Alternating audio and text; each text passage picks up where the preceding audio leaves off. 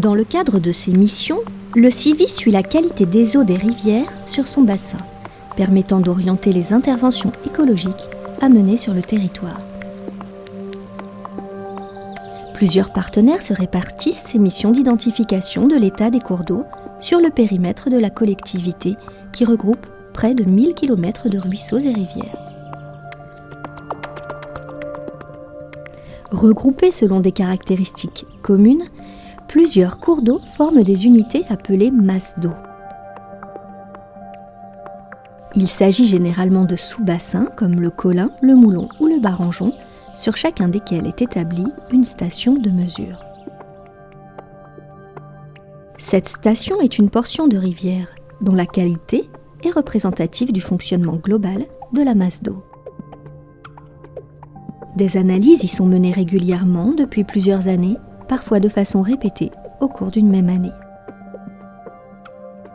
12 stations forment ainsi un réseau qui permet de connaître l'état des rivières sur le territoire du CIVI. Les analyses réalisées sur ces stations sont de 3 ordres: physico-chimiques, biologiques et morphologiques. Concernant les analyses physico-chimiques, des mesures sont réalisées sur le terrain, associées à des prélèvements analysés en laboratoire, où plus de 200 molécules différentes peuvent être recherchées pour une même station. Les analyses biologiques, elles, reposent sur les espèces dites bio-indicatrices. Plus ou moins sensibles à certains polluants, l'absence d'une espèce sensible, ou au contraire sa prolifération, vont donner des indications sur la qualité de l'eau au cours d'un cycle biologique de l'espèce. Pour cela, des prélèvements d'espèces vivantes sont réalisés, généralement une fois au cours de la campagne annuelle.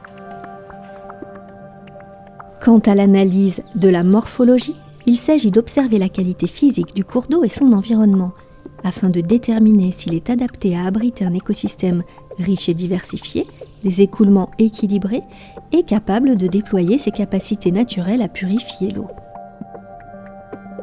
C'est grâce à la combinaison de ces 3 types d'analyse que l'état écologique des rivières est appréhendé dans sa globalité. Plus ponctuellement, les acteurs du territoire mettent en œuvre d'autres campagnes de suivi. Il s'agit par exemple de suivre les impacts de travaux ou encore d'étudier une espèce protégée. Toutes ces analyses répétées au fil des années permettent d'avoir une vision aussi précise que possible des sources de dégradation des eaux et leurs évolutions, afin d'identifier les actions à mettre en place pour améliorer la qualité des milieux.